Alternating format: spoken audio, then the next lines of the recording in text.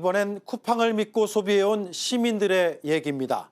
이번 사태 뒤 나도 모르는 로그인 기록이 있었다는 사용자들의 제보가 이어지고 있습니다. 이게 해킹과 관련이 있는 건지, 어떻게 대처해야 하는 건지 팩트체크를 해봤습니다. 김혜미 기자입니다. 쿠팡 앱에서 확인할 수 있는 개인의 로그인 기록입니다. 온라인 커뮤니티엔 나도 모르는 의문의 로그인 기록이 있다는 글들이 쏟아졌습니다.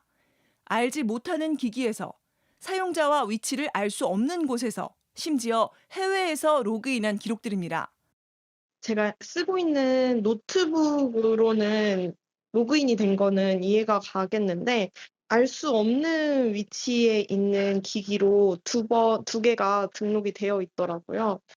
하지만 쿠팡 측은 이번 사건과 앱에서 보여지는 로그인 기록은 무관하다는 입장을 내놨습니다. 이번엔 아이디나 비밀번호 등은 유출되지 않았기 때문에 제3자가 로그인을 한 게 아니란 겁니다. 하지만 실제 여러 고객 계정에서 이 같은 로그인 정보가 나타나는 이유에 대해선 설명하지 못하고 있습니다. 언노운 로그인 정보가 이렇게 동시다발적으로 나타나면 이거 설명 안 해주시면 대혼란입니다. 명확하게 지금 설명이 필요합니다. 과도한 우려입니까? 좀 더 명확하게 파악을 해서 저희 고객들에게 알릴 수 있도록 하겠습니다.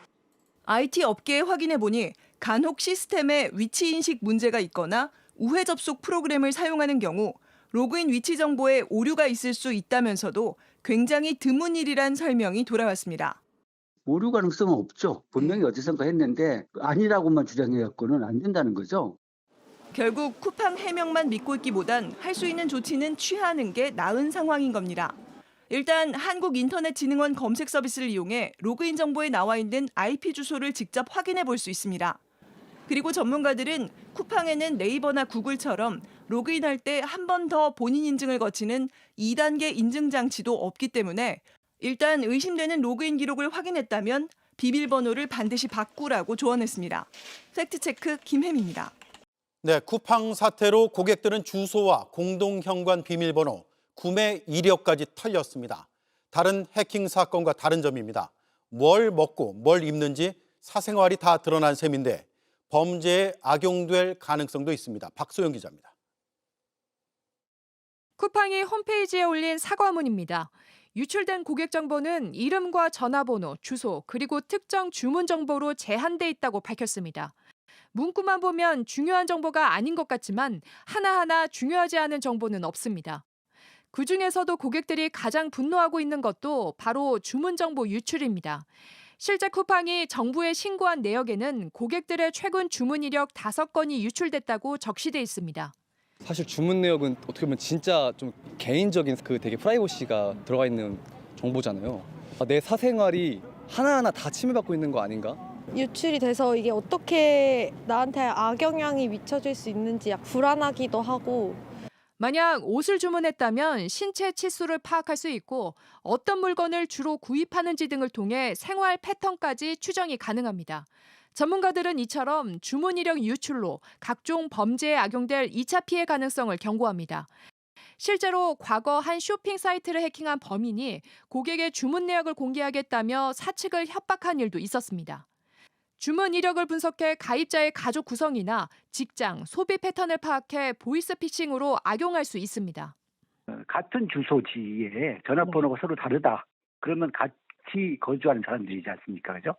가족 관계로부터 타겟팅해서 보이스피싱 할 수가 있죠. 고객들의 주소 등은 쉽게 바꿀 수 없는 개인정보라는 점에서 불안감은 더욱 커지고 있습니다. JTBC 박소연입니다. 네, 다음 소식입니다. 이곳 국회에서는 쿠팡 사태에 대한 집중 질의가 오늘 이어졌습니다. 그리고 이재명 대통령도 국무회의에서 개인정보 유출을 강도 높게 비판했습니다. 이 정도인가 싶다며 과징금 강화, 징벌적 손해배상도 언급했습니다. 로비스트 제도도 손볼 것을 지시했습니다. 쿠팡의 거대 대관 조직을 겨냥한 것으로 보입니다. 최규진 기자입니다. 국무회의를 주재한 이재명 대통령은 쿠팡의 개인정보 유출 사고의 사고 원인 규명과 책임 문제를 엄중히 해야 한다고 강조했습니다. 특히 유출 사실조차 5개월 동안 파악하지 못한 쿠팡의 늑장 대응은 놀랍다고 했습니다. 피해 규모가 약 3,400만 건으로 방대하지만 처음 사건이 발생하고 5개월 동안 회사가 유출 자체를 파악하지 못했다는 게 참으로 놀랍습니다. 이 정도인가 싶습니다. 이어 국무위원들에게 2차 피해를 막기 위한 모든 수단을 총동원하라고 지시했습니다. 해외 사례를 참고해 과징금 강화와 징벌적 손해배상 제도 현실화 등 제재 방안을 마련해달라고 했습니다.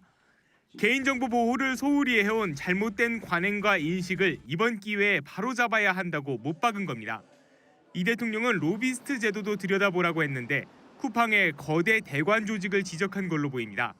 공무원들 공적 역할에 대해서 무슨 로비스트 고용해가지고 이렇게 로비하는 거 이게 미국이나 이런 데는 딱 규제를 하는데 신고하게 하고 규제를 하는데 우리는 지금 그거 없이 마구 저지르고 있잖아요. 쿠팡은 올해만 정부, 국회 출신 18명을 영입해 문제 개선보다 로비로 비판을 틀어막는 데 집중했다는 비판이 나왔습니다. 정성호 법무부 장관은 등록한 로비스트만 활동하도록 하고 규제하는 제도가 필요하다며 입법을 준비하겠다고 했습니다. JTBC 최규진입니다.